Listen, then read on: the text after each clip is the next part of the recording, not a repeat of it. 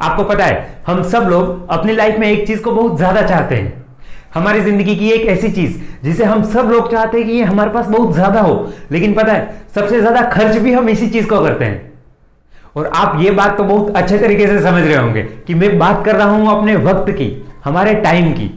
लेकिन एक बात जो डेफिनेटली बहुत ज्यादा इंपॉर्टेंट है और वो ये कि आपके पास जितना टाइम है ना, ठीक उतना ही टाइम मेरे पास भी है।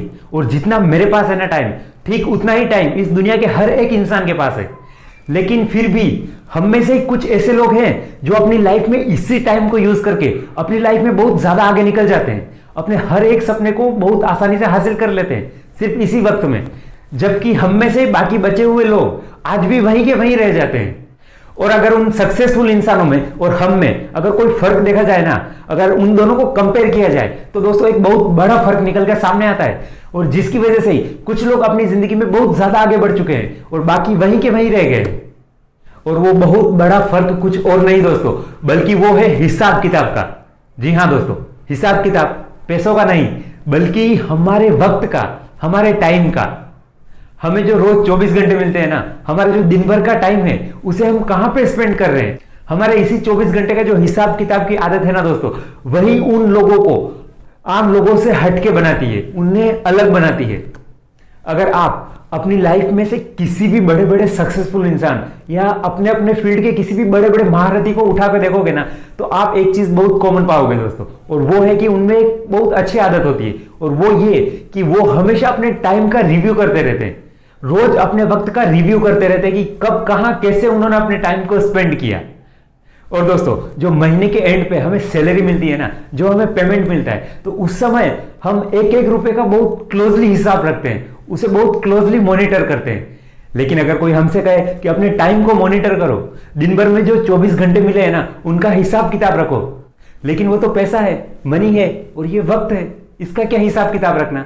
और यहीं पे दोस्तों हम बहुत बड़ी गलती कर जाते हैं, क्योंकि हम काम करके मेहनत करके अपने पेमेंट को, अपने पैसों को बढ़ा सकते हैं, लेकिन हम चाहे जितनी मेहनत कर ले, चाहे जितने पैसे खर्च कर ले, लेकिन अपने इस टाइम को कभी नहीं बढ़ा सकते दोस्तों। और इसी बात को हम लोग समझते नहीं है। जरा आप भी विचार करके बताइए कि क्या हमारे टाइम को बढ़ाना पॉसिबल है हमारे हाथ में? ऑफ कोर्स नॉट, बिल्कुल नहीं। तो यहां पे दोस्तों एक ही ऑप्शन बचता है हमारे पास कि अपने इसी टाइम को बहुत अच्छे से मैनेज किया जाए, बहुत अच्छे से यूटिलाइज किया जाए। इसके अलावा हमारे पास कोई ऑप्शन नहीं है। और अपने टाइम का अच्छे से यूटिलाइज करने के लिए हमें सबसे पहले पता तो रहना चाहिए कि हमारा टाइम जा कहां रहा है। और इसलिए दोस्तों जब हम अपने टाइम को मेजर करना शुरू करते हैं, अपने टाइम को रिकॉर्ड करना शुरू करते हैं कि मेरा दिन भर का टाइम कहां कहां जा रहा है, तब दोस्तों हमें पता चलता है कि हम बहुत सा टाइम तो ऐसे कामों में वेस्ट कर देते हैं जिनकी हमें जरूरत ही नहीं रहती है। और बस हमें लगता है कि हम काम कर रहे हैं, जबकि वो काम हमारे लिए इंपॉर्टेंट नहीं रहते। लेकिन ये सामने तभी आता है जब हम अपने टाइम को मेजर करते हैं, अपने टाइम को रिकॉर्ड करते हैं, यानी कि उस टाइम का एक प्रॉपर रिव्यू करते हैं, एक रिव्यू मैकेनिज्म लगाते हैं वहां पर, ताकि उस वक्त को सही काम के लिए इस्तेमाल किया जा सके। और दोस्तों अगर आप भी वक्त निकलने के बाद अपने सपनों के लिए पछताना नहीं चाहते ना, तो आज ही अपने टाइम को रिकॉर्ड करना, यानी अपने टाइम का रिव्यू करना शुरू कर दीजिए। और अब ये सवाल आता है कि अपने टाइम का रिव्यू किया कैसे जाए? तो हमें ज्यादा कुछ नहीं करना है, बस शाम को या सोते वक्त हमेशा खुद से एक सवाल करना है कि आज दिन भर के टाइम में से मैंने कहां कहां पे टाइम स्पेंड किया है। हमें जो 24 घंटे मिले हैं, उन 24 घंटों को कहां कहां पे वेस्ट किया है मैंने। और वहां पे दोस्तों आपके सामने एक लिस्ट आएगी, जिनमें से कुछ टाइम आपने सही कामों में इस्तेमाल किया होगा, कुछ टाइम आपने ऐसे कामों में इस्तेमाल किया होगा जिन्हें आप करना भी नहीं चाहते थे, बस ऑटोमेटिकली एक फ्लो में चलते गए और वो काम में इन्वॉल्व हो गए आप।